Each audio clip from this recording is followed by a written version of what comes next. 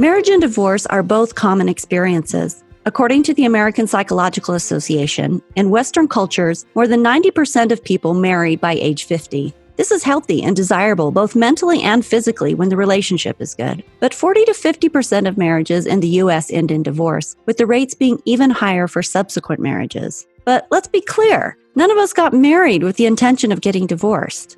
Suffice it to say, we can all say, I never thought I'd be here. I see this comment a lot on online dating profiles in the online dating realm, to which I am quite familiar. Other comments I see often include, quote, just trying to make it through, or I love my family more than anything, or my kids are my whole world. And last but not least, I like to laugh and have fun, and I'm looking for someone with a sense of humor.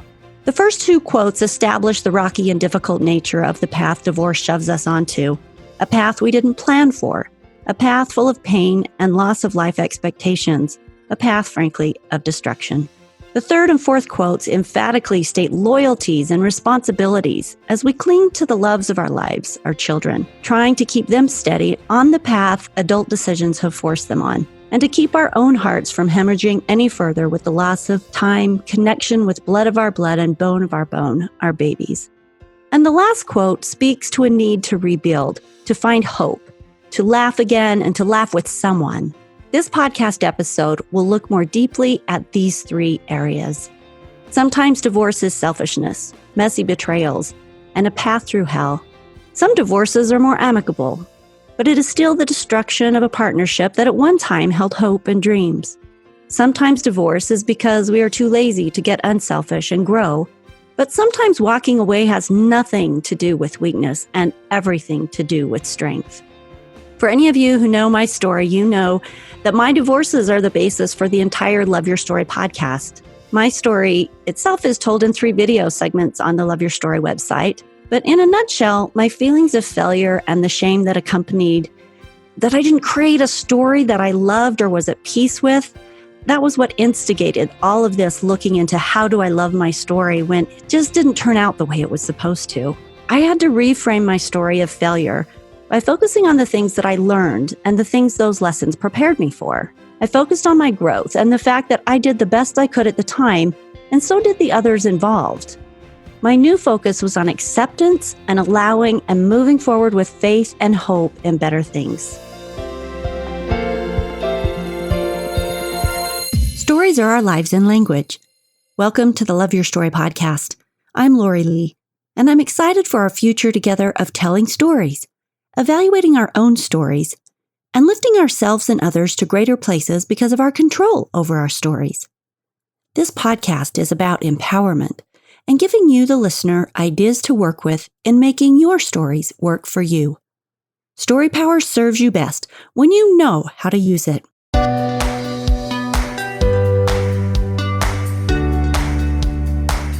Today, I have something new for you that we have never done before. I have a panel of 5 adults who have gone through divorce, 3 men and 2 women. I will be the mediator of the panel and will ask the questions. Each one of these people have had very different experiences, but today we are here to hear what they learned and what they would do over again and what they wouldn't. So let me introduce you to the panel members. The first one is Doug from Colorado. He was married for 24 years and has been divorced for about a year and a half. He says he got divorced because his wife told him they were getting divorced. There's also a little divergent religion and roving eyes in there, but we'll keep the details minimal. He says he likes walks on the beach, sunsets, and kittens, and his turnoffs are vegetarians and neighbors who let their dogs poop on his front lawn and hairy backs. I'm not sure if that is hairy backs on men or women. Hi, Doug. Welcome to the podcast. Doug, you can say hello now. Doug! I think you have to... You got to take yourself off mute. I was so worried about the background noise through your introductions. And I appreciate you giving that full bio because that was meant as a joke for you, but now it's out there, so that's fine. I'm loving it. The next is... Glad to be here, though. Good. Jay. Jay was originally from Colorado. He spent his first marriage years in Texas and a few years ago moved to Utah to be close to his children. He's been married twice. He has 3 children with his first wife, who he was married to for 13 years. His second marriage was a mix of 7 kids, and it lasted 2 years. And he likes pina coladas, and vegetarians are a turn on. Hi, Jay. Hi, Lori. Thanks for having me. Welcome to the podcast. The third panel participant is Kathy. She's been married and divorced twice. She has 3 children, 1 with her first husband and 2 with her second. She says her first marriage failed because neither of them were really mature enough to see past their own wants and needs, and the second because her husband chose a different path. Hi, Kathy. Welcome to the podcast. Hi there. Okay. Rob was married for 15 years and he's been single for 6. He has 3 children and attributes his divorce to neglect, his wife finding a new boyfriend, and a lack of communicating of needs and stress. Welcome to the podcast, Rob. Thank you, Lori. Rebecca, she was married to her first husband for almost 16 years. She says her marriage failed because they didn't have similar life goals or a vision for the future. She had a brief second marriage that lasted 2 weeks. She ended it when she found out that he wasn't honest with her about some things that had happened previously. She, too, is not a fan of neighbors' dogs who poop on her lawn. Welcome to the podcast, Rebecca. Thanks, Lori. I'm happy to be here. Awesome. So let's jump in with these questions. I will ask 3 of the participants to answer each question. So we'll start with Rebecca. What did you learn from marriage and divorce? Man, the first thing I learned, probably the biggest thing, is that it really comes down to managing expectations, our own expectations. Because when you don't manage that effectively and you expect something from your spouse that you haven't communicated, that you just assume that that's who they are or what they want, that you figure, yeah, this is how I was raised, this is what I want, why wouldn't they want the same things? And if you don't actually vocalize that and really manage that in your relationship, it's doomed to fail. I learned that it took a long time for me to come to terms with that because it really came down to the fact that I didn't communicate my expectations. And so I placed what I later realized were unrealistic expectations on my first husband. And with that, he was really doomed to fail from the beginning. You know, that's one of those things that you don't know, right? Because your expectations come from this space of this is what reality is and this is just how it should be. And that's the space any of us are coming from. So until you get enough experience to realize that everybody's not coming from that same place, you don't even know that you need to have those conversations. Right. That's true. So what did you learn from divorce? That it's messy, that it's painful, that you find strength internally that you didn't even know you had. I think you mentioned in your intro that nobody gets married expecting to get divorced. You really go into it with this idea that this will last, forever. This is a long-term thing. And I'm not going to give it, 15 years and okay, see ya. And it's hard. It's hard. I, even on the other side and knowing what I know now and the growth that I've had and the happiness I've found since then, I encourage other people to do everything they can to avoid divorce from the beginning, just because it's hard. It's really hard. It's messy and painful if you don't need it, isn't it? Right. Okay. So Jay, what about you? What did you learn from your marriages? I would say that it's important to acknowledge the emotional problems that you're bringing into the marriage and to try to deal with those before getting married or early in the marriage. And then I would say that it's for my second marriage, I learned that it's really important to marry into a stable situation and the importance of saying and doing things that are going to work for your spouse, given their emotional limitations and the problems that they have. Okay. Can you get more specific about that? How do you deal with psychological things before you get married? My parents divorced when I was around 13 or 14, and I was raised by my dad, and my mom left home. And so I had feelings of abandonment. And so I projected that onto my spouse when I got married. And I started doing things as if she was going to abandon me. And that really drove her away in the end. Very insightful. What did you learn from divorce? Oh, from the divorce? Well, I would say don't get divorced. I would say that it's important to try to work on things before it gets to the point of divorce. And then once you're in divorce, it's important to be good to that spouse or to the person that you are divorcing. It's important to try to work together for the good of the children because your kids are very important and their mom is going to be an important part of their life. And so you want to make sure that you're treating her well as you can during the divorce process. Because as I've learned in the 7 or 8 years since the divorce is that I still have a relationship with my ex-wife. It's very different than what it was when we were married, but there is still a relationship. And so it's important that it be a good one, as good as possible for the sake of the kids and also just for my own sake. I've learned that when we get along, that my life is a whole lot easier and it's a whole lot better for the kids. Excellent. Thank you. Rob, what did you learn from your marriage? I learned a lot probably about you have to be not selfish and the change of priorities from me to we. And then when you add kids, it's us. And you constantly have to look out for those that you're all with. I mean, not just your spouse, but your children. And that's probably one of the major things we learned. And with marriage, how unprepared I probably was for it. I mean, how do you even prepare for that? And then also how unprepared for kids, the huge emotional change that happened from when we went to the hospital and then the nurses handed me a car seat with our child. I mean, and I had no idea how to prepare for that. It was such a big experience. So who does though? I mean, everybody walks into parenthood and marriage having zero previous experience, and it's a great big trial and error. Everybody learns as they go. Oh yeah, it was totally trial and error, and probably more error than trial. And obviously in my first marriage, since we didn't survive, but we tried for 15 years to some degree or other. And the biggest thing I learned is I kept working and I wasn't going to give up. I just kept working at it and trying to improve myself and try to take care of the kids and keep working with her. But unfortunately, it didn't work out. So what did you learn from divorce? It's horrible. Worst experience of a lifetime. It's not only is it hard on the couple getting divorced, it can be really hard on the children. All of mine were either at the beginning of puberty, like I think one was 14, one was 12, and one was 10. So it was a difficult time for my kids because what they knew was the stability unit, and what they had taught due to our religion was the foundation of family was being torn apart. So my choices were I had to try to be as stable as I could for them and try to be as loving and as patient as possible. Because at that point, for me, the decision was to try to protect the children as much as possible from the chaos that they were about to go through, that they didn't even choose. They didn't choose this. So I had to watch out for them. So let's move on to question number 2. What would you do differently, Kathy? Oh boy, how long is our program today? Well, hindsight's totally 2020, right?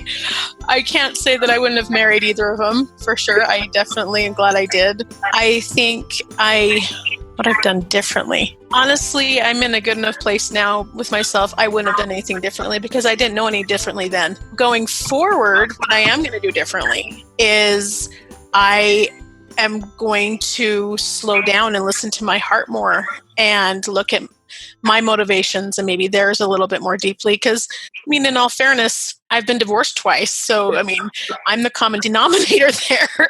And I've learned a lot, but, I've got some baggage and I want to just be honest and open with any relationships I have going forward. And just, I want to not make the same mistakes, which is, I think, all of our goals is to improve and move forward and do better. And I really, if there was anything I could have changed in my past period, it would be getting to know myself better first and have that be my highest priority, because that has brought me to the best place I've been in my whole life, is knowing myself and loving myself and not expecting anybody else to do that before me. I think that's great advice. So does that tie in with maybe getting married older when you've had more time to do that, or just making it a priority to really know yourself before you get married? It could be either. If you're able to really get a solid foundation and grounding of yourself at a young age, I think that's great. Some people do it as they age in a marriage, and they can do that with their spouse. I haven't been able to, apparently, but I think maturity is important. But I've met a lot of mature 20-year-olds, but then I've met a lot that aren't. So it's hard to put it. You can't really put a number, but I think the most important is to really know yourself and your internal motivations and have yourself grounded in what you truly believe. Well, that ties back a little bit to what Jay said, where he's saying know and understand what your own psychological situation is. Maybe what your I don't want to call them weaknesses, but your hot buttons, the things that you're aware of that might prove and make a relationship difficult so that you can deal with those beforehand. And that has to do with knowing yourself for sure. Absolutely. Okay, Doug, what would you do differently? What did I do differently? I kind of agree with Kathy's first comment. I can't say that I wouldn't have married her. I wouldn't have done that. We had 24 years together, 23 great ones. So I've got a lot of great memories and things that I take out of that. And that's partly where some of the regret comes from, is I think if we had that many good years, how could we not have fixed this? Or, there had to have been enough foundation there. And so maybe looking back, if I had to say anything, it'd be when you start to sense that things aren't right, act on it then. Don't assume that you've got enough of foundation that it'll take care of itself over time. That's great advice. See if you can nip those things in the bud and don't leave anything to chance, or don't assume that things are going to be okay.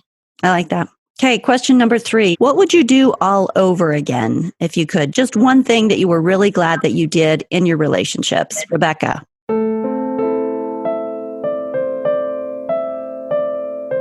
I think I would just do exactly what I did. I mean, I don't regret the marriage. I have 3 wonderful children from that marriage, from the first marriage. With the second very short marriage that I had, I felt like I was trusting my gut. So I don't regret that. I felt like all the signs were there for me that it was a good move. His communication obviously was not sincere, we found out. But my mindset and my direction that I felt like we were going, I just jumped right in, and I don't regret that. But yeah, this is interesting how little regret there is. Jay, what would you do all over again? With the mother of my children, I mean, obviously we have 3 great kids. And so I would definitely do that over again. Rob, what about you? I think I'd go through the whole thing again, not only because of the 3 great kids that I have, but it's because of those experiences that got to where I am today. And I'm really happy with who I am today. And I would be different if I didn't have those experiences. And I learned a lot about myself, what I needed to do to improve. And also I learned about things that are more important to me now than that what I thought was important when I was young is not as important as now. So I would go through the whole horrible experience, the parts that were bad, but I appreciate the good experiences, but it got me to where I am. So I would do it again. Man, you guys are sure a mature group. Clearly, you're not in the bitter stages. Okay, Doug, what advice would you give people who are considering divorce? To some extent, my first thought is the same thing that's already been said. Don't do it. Okay, but what if you have to? Everybody's saying don't do it. No, but if you find yourself in it, the biggest thing that comes to mind right off the bat is echoing what Jay said earlier. Find a way to get along, make it amicable. Obviously, it's best if there's kids involved, it's best for them. I mean, that's part of the reason I don't go into detail even on here about why I got divorced, because we still won't discuss the details with the kids because they don't need to know those sticky. They still respect both of us, and we're going to leave it that way. But I was going to add one quick thought. It's not only is it best for them, but it makes the whole process so much easier, and it's going to be easier for you in the long run. I know that you think that there's a lot of things that person maybe, that they need to be punished, they need to this, they need to, whatever the case may be, or whatever emotion you might be having, they don't, and it's not worth it. Thank you. Kathy? I'm going to be a little opposite for a minute, because right now I am super happy I'm divorced. The pain that I went through for the 10 years before the divorce in this marriage, and suffering and burdens and everything that I had taken on, is way worse than my life right now. So I'm just going to be the opposite person out there and say, I'm loving my life divorced. If you're considering it though, don't just take any of our words for it. If you're just considering divorce, I mean, you should look at all the different aspects of it.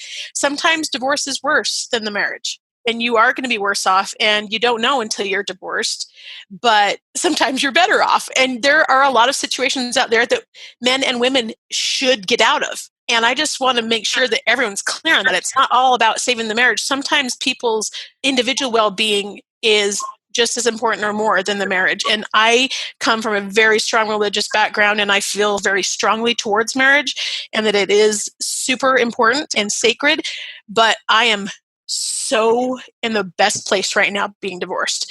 And I think my personal suggestion is to have a higher power that you have an intimate relationship with, that you can go to get personalized advice and direction, so that when you make a decision one way or another, there aren't regrets. Thank you. Jay, shoot. It's a common saying that when you get divorced, you trade one set of problems for another. And I totally agree with Kathy that there are some marriages that do need to end, especially in the case of abuse and some other situations where absolutely the marriage does need to end. And there needs to be some analysis, some logic in with seeking revelation and seeking divine answers and saying, is this the right thing for me and for my family? And for some people, the answer is going to be yes, absolutely. And I would say that some specific advice is that if your soon-to-be ex-spouse is going to be a person that could be amicable, could be somebody that you can work with during the divorce, to consider using a mediator rather than getting two sets of lawyers. I love a lawyer when you need to fight, but if you don't need to fight, and if you need to fight, you want to get a good one. But if you don't need to fight, get a mediator. They have a different set of financial motivations. Lawyers, even the best ones, they charge by the hour. And so the more fighting that goes on, the more money they make. And so just recognize that. Whereas a mediator oftentimes will charge. So I used a mediator in my divorce, and the mediator told us up front, and he said, he actually met us for lunch. And he said, well, the reason why I met you here for lunch is I wanted to see if you can work together, because I charge you a flat rate. And so if you're going to be people that are going to be fighting all the time, then I'm going to lose money on this deal. But if I see that you can work together, then I have no incentive to prolong this, and I'm going to work together with you to come up with good solutions. So I would say look into getting a mediator if your situation might call for it. Don't just go out and get a divorce attorney, and just recognize the financial motivations that people in the divorce industry have. Thanks, Jay. I think that's great advice. And it made me think of my own situation, which I have been married and divorced 3 times. And this deviates from most people's experiences, but I've never hired a lawyer in any one of those situations, and neither have any of my exes, nor a mediator. We amicably sat down, decided how we wanted to divide things and what needed to be done, and actually did it online, filled out the papers, and just filed. So I think that there are ways to do it where you work together and you make decisions together and you choose and move forward. So it doesn't always have to be big, bad, and ugly. You can know, even with the spaces where the relationships were hard, like my second marriage, where there was a lot of emotional and mental abuse in it. There were a lot of really scary spaces, but in a calm moment, we sat down and did filed separation papers and agreed on what that was going to look like. And we didn't ever need lawyers for any of it. So there are definitely ways to do it that don't require big, bitter, expensive spaces if you can do it. Okay, the next question. What has been the hardest part of divorce, and what helped you during the darkest times? Doug. I mean, they're all hard parts. There are silver linings here and there. Kathy hit on some, but the hardest part, I would say probably the hardest moment that I've ever had in my life was the day we had to sit down and tell my kids. But what gets me through it ultimately is just faith in them, knowing that they're making it and seeing them adapting and coping and thriving now in their own worlds, wherever they're at, is what makes it worth it and what gets you through it. Is if you know that you're okay, you're doing this, it's not exactly what they'd planned, it's not what I'd planned, but they're making it okay, then I'm going to make it okay as well. Thank you. Rob, what about you? I think the thing that comes to mind is, in those dark times, you've built a life with somebody, and now that you're separating, it gets pretty lonely. And I think the things that helped those was I had family that was very supportive. I had some sisters and a brother that helped me through it. But like Doug said, the hardest was telling the kids. That was a horrible experience because we were in a counseling office with a counselor, and they didn't know. And when they did find out, they all started to just cry. My 3 kids and I were in tears, but their mom wasn't at all. And they all piled on my lap, which is after cried. Because then they knew their parents were separating it, and that life as they knew it was over. And they had no idea what was coming. They just knew it wasn't what they had been taught or raised their whole lives. That was the hardest part. Thank you. Telling your kids. Rebecca, what about you? Well, now I'm a little emotional too, listening to the other stories. Sorry. No, it's okay. To think about it, like my kids kind of expected the divorce to come. There was a lot of drama and anger that came with our divorce originally. So to them, they kind of felt like it was like the best decision. I think they knew like, okay, that's, you guys probably need to get a divorce. But like for me personally, one of the hardest things that I didn't anticipate and it kind of shocked me was the relationships that I had with my ex, with his family, with his extended, with his family at the time. I was really close to them. And I just don't have those same relationships. It took several years to really work through some of the drama of that initial separation and divorce with the family for me to be in a good place with some of my past in-laws, because they're still the grandparents to my children. And I wanted to maintain a good relationship there, but it shifted in a way that I didn't expect.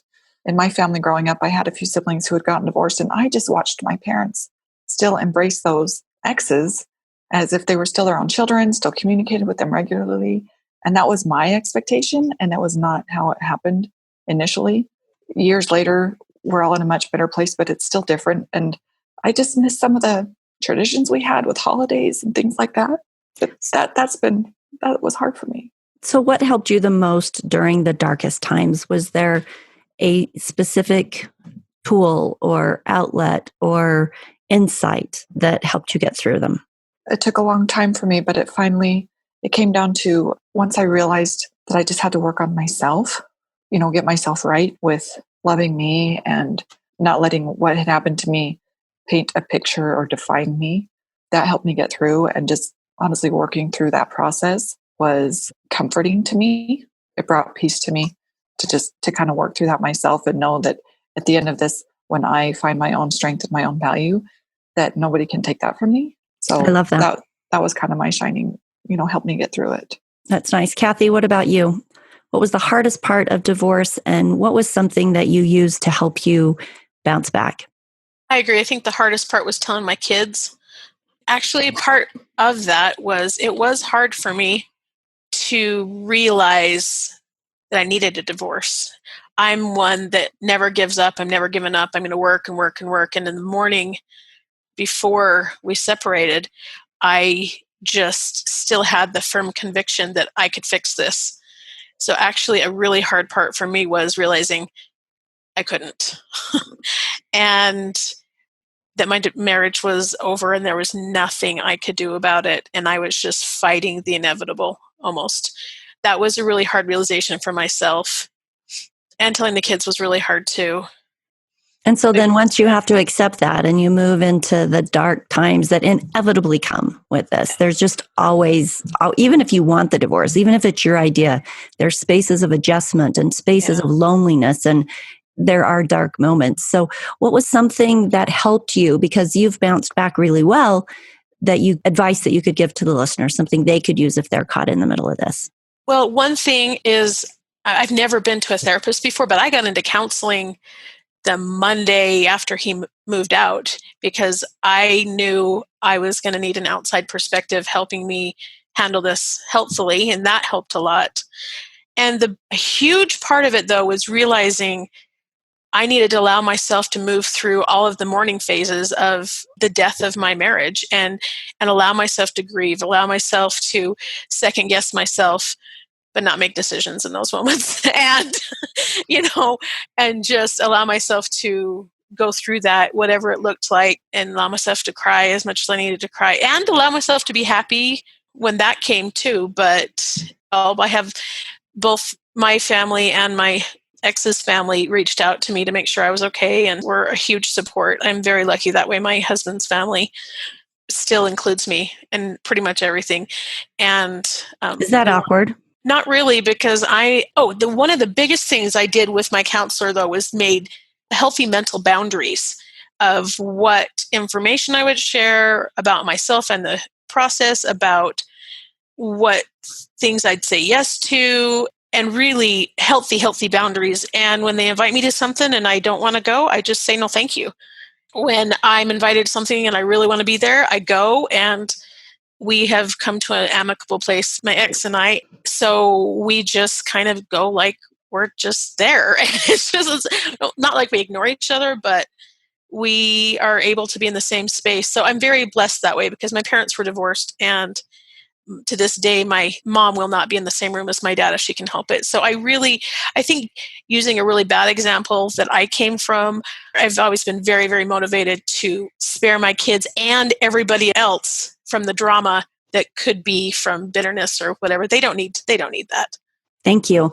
So this last question, everybody gets a chance to answer it, and it's very open. It's just, what are your final thoughts on this topic? Something that you could share as either a warning or a hint of how to do it well. I want to enter this question with the caveat that everybody's experience with marriage and divorce is very different. And as we've mentioned, if you are in a place, there's a lot of on the panel saying, don't get divorced if you can help it. And sure, that's nice. But for those of you that are in unhealthy situations, if it's an abusive situation, if it's something that you really need to not be there, then find the help that you need to get out of it. Because like Kathy mentioned earlier, once you do get out and can get to a healthy place, life looks so much better. You don't need to stay in dark and horrible places. But there's that balance of how hard do you work, the pain and the disillusion of important things that's going to take place during a divorce versus, living miserably on a daily basis, or taking the power of what can you do to change it and to strengthen yourself and to make yourself different and to change your perspective, maybe, so that you appreciate and work with your relationship. There's all sorts of angles here. And I don't want to say that there's a right or a wrong, because everybody has to figure out what that is for them. And I certainly don't want to encourage people to stay in marriages that are unhealthy. A lot of people have a very hard time leaving unhealthy places. And I don't want to encourage that. But there's also, you can tell from speaking with the panelists, that it's not a road that you choose to walk if you don't have to. So Jay, I'm going to start with you. What are your final thoughts on the topic of divorce?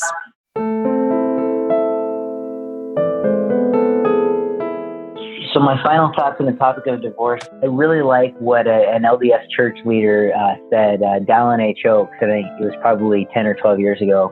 And I'll read this quote. And he says, the best way to avoid divorce from an unfaithful, abusive, or unsupportive spouse is to avoid marriage to such a person. If you wish to marry well, inquire well. Associations through hanging out or exchanging information on the internet are not a sufficient basis for marriage. There should be dating followed by careful and thoughtful and thorough courtship. There should be ample opportunities to experience the prospective spouse's behavior in a variety of circumstances. Fiancés should learn everything they can about the families with whom they will soon be joined in marriage. In all of this, we should realize that a good marriage does not require a perfect man or a perfect woman. It only requires a man and a woman committed to strive together. So that's all I have to say. I think that if I would have followed that advice, that counsel, that I probably would have avoided, and I think that my spouses would have avoided some of the hurt that we went through. And overall, I think it's pretty good advice. Thank you. That was fabulous. I love that you brought that to the panel. Thank you. Okay, Rob, how about you? Of course, if you can fix it, I think one thing that I would cherish what I had and try to do to more protect it and spend more time nurturing that relationship. With that being said, I've been happily divorced for 6.5 years. So when Kathy said she's in a good place, I totally relate. So part of me is grateful for my ex because she's the one that filed. I would have just kept going and going and going and trying to make it work out. But she was smart enough to file, and it's improved my life. Upon that, though, statistically, they say men remarry after 18 months, because I did have my kids in counseling, and the counselor said, you're going to be remarried. And I told her, not going to happen. And I didn't do that to fight the statistic. I knew that I needed to work on myself. I needed to get past that relationship. Like Kathy said, I needed to mourn it. I needed to improve on myself and be comfortable and be happy with myself before I ever entertained going on to a new relationship. Become solid with oneself and make sure you're comfortable with where you are. But that is also, you should be that way in any relationship. If you're divorced or if you're married, you need to be comfortable with who you are, even if there's things about yourself you don't like. You have to learn to love yourself, even the negative things, because that's just how you became who you are, is the good and the bad. So become a solid person before you get into any relationship, I think, is a key thing. I love that, because you're not expecting somebody else to make you whole. You are, as Kathy said, coming to know yourself, as you're saying, making sure that you're whole and healthy and ready to engage and bring something to the relationship. I think that's great advice. Somebody once told me that they said their spouse did not make them happy. And I said, it's not your spouse's job to make you happy. You have to be happy with yourself. Your spouse is the whipped cream and cherry on top, but you have to be happy with yourself. Thank you. Doug, what about you? My party thoughts. I would say there's a lot of negative things, and we focused a lot on that in this, what was hard, what was difficult with it, and there's no getting around that. Even what Rebecca said, there were things that surprised me. I was shocked at how much I missed my in-laws, and I hadn't expected that or planned for that, those kind of things. And yet all of that being said, and having gone through all of this, my final thought is it's not the end. It's not the worst thing that can happen in the world. As I've been sitting here doing this panel discussion with you, I've been getting text updates from my ex-wife because my daughter's playing a volleyball match in the high school that I'm next to, and I'm about to go in and watch the rest of this with her, and watch the rest of this tournament today and tomorrow. So you can make it work, and things can work out well. And that's the nature of life. That's what we're all about. Is life's going to have challenges, it's going to have trials and things you didn't plan for. But that's my party thought. It's not the end. It's not over, and you can still have fun and have a great, fulfilling life, and just go out and find out what the next stage means. Thank you, Doug. I appreciate it. Rebecca, what about you? It would be really lame to just say ditto right now, but it's important to know who you are to be able to have any healthy relationship. You have to find how to be true to you. You have to know your own worth, because you can't let anybody else disrespect that. And it took a long time for me to realize that, like I said. But also, Doug, you just brought this up too, but my ex-husband, I really only refer to the one because the second one was just like so minuscule, like it didn't even matter, but it happened. And so I still own that. But the first one that I have got 3 children with, and we were married for 15, almost 16 years, we're so much better as friends. We kind of jumped into a marriage. We were young. We had to grow up really, really quickly. We had our first son pretty quickly. And all of a sudden we had to be adults, and we weren't ready for that. And so we just grew and matured in different ways.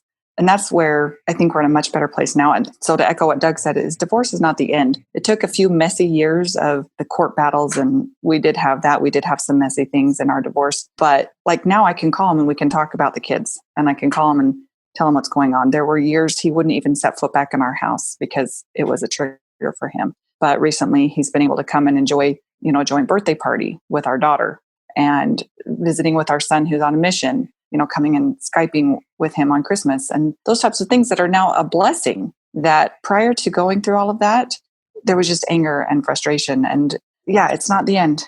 You can look back and you can be grateful for the journey, but just know your own worth. Don't let anyone disrespect it, especially your spouse, but more importantly, yourself. Don't allow yourself to be disrespected. And if divorce is the end result of that, then that's what you need to do. But you'll find strength. Thanks, Rebecca. Kathy, what about you? Well, of course, ditto to everything I've heard, especially Elder Oaks. I did not take very much time to get to know either of my spouses. So looking back at my other question, take time to really get to know them, because I found out one key thing about myself that I knew on the surface, but how it related to relationships was that I love everybody.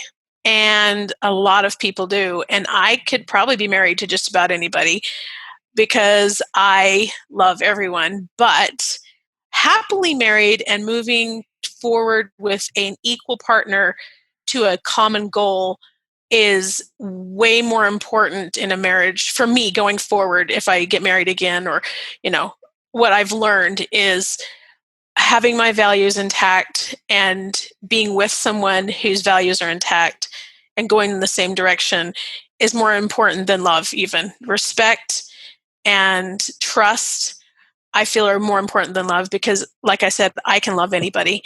And I think there's a big misconception. I hear so many people, but I love him.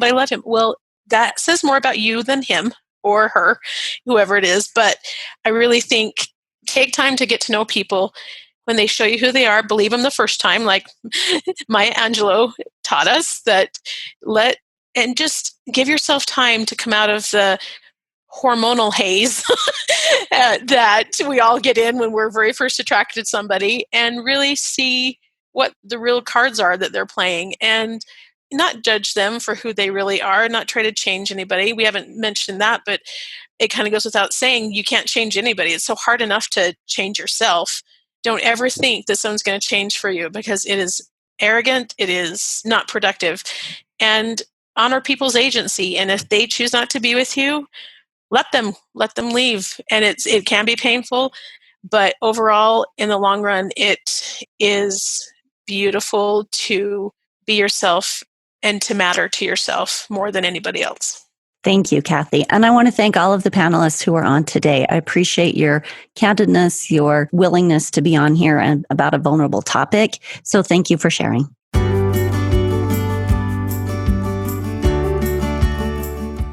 I hope you enjoyed the panel as much as I did. I thought it was so interesting to get this diversity of people and have their comments and their experiences to really give us a feel for this topic. This is the first time that we've addressed the topic of divorce head on, despite the fact that, it was my personal story trigger. So I'm glad to do this episode, but really glad to get a lot of people in on it to give you their advice.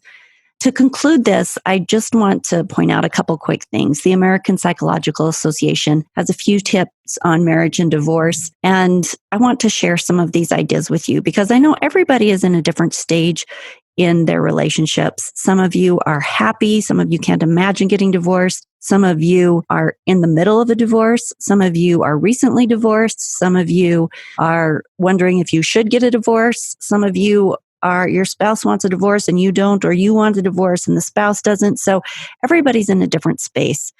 And a couple points, and we hit on some of these, but one of the points that this APA shares is that separation and divorce are emotionally difficult. There's no way around that, but it is possible to have healthy breakups.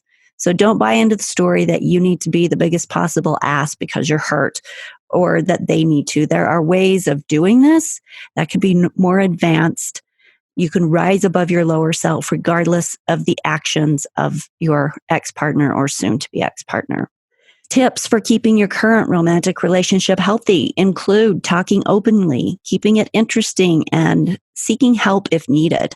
They point out that every relationship has ups and downs. We know this, but some factors are more likely than others to create bumps in a relationship, like finances and parenting decisions. These often create recurring conflicts, and those recurring conflicts create hot buttons, and then those hot buttons have a set off.